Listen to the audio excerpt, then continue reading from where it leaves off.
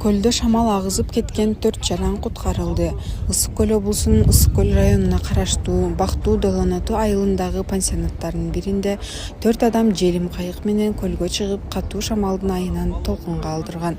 Жерине Ысык көл райондук номер 31 өрткө каршы куткаруу бөлүгүнүн 4 куткаруучусу моторлуу кайык менен ыкчам жетип, жарандарды аман-эсен куткарып калышты. Кыргыз өзгөчө кырдаал министрлигинин Ысык көл башкармалыгынын маалыматына караганда, куткарылган адамдардын абалы туруктуу.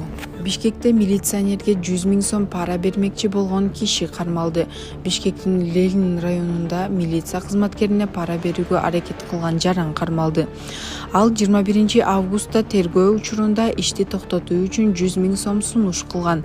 КМ аттуу 1965 жылы туулган бул адам ошол эле күнү пара берип жаткан учурда кармалды. Анын үстүнөн кылмыш иши козголду. Мындан мурда анын үйүнөн 5 тоннадан ашык күйүүчү май табылганы да айтылды. Азыр тергөө иштери жүрүп жатат. Милиция жарандарды мыйзамсыз күйүүчү май сатпоого жана пара бербөөгө чакырды. Балыкчы Бөкөнбаев Каракол жолу селден улам жабылды.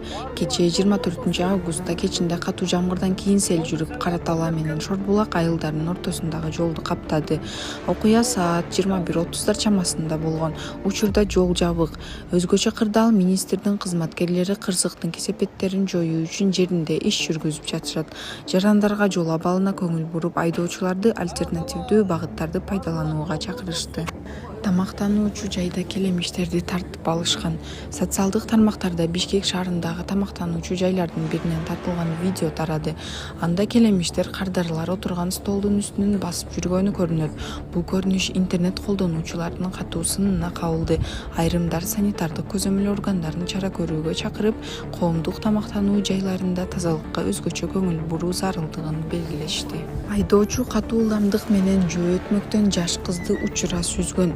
Бишкек шаарында жол кырсыгы катталды. Алдын ала маалыматтарга караганда, жаш кыз жөө өтмөктөн өтүп бараткан учурда унаа сүзүп кеткен. Окуя күбөлөрүнүн айтымында, жабыркаган кыз азырынча жол четинде жатат. Ал эми тез жардам кызматкерлери келе элек. Күбөлөр айдоочунун ылдамдыкты азайтпай, жөө жүргүнчүгө жол бербей калганын билдиришти. Өзгөндөгү жаңы айнек көпүрө көпчүлүктү кызыктырды. Социалдык тармактарда өзгөндөгү жаңы салынган айнек көпүрөнүн видеосу тарады. Анда жаңы салынган көпүрөнүн бөлүгү айнектен салынганын көрүүгө болот. Интернет колдонуучулары шаардын коноктору жана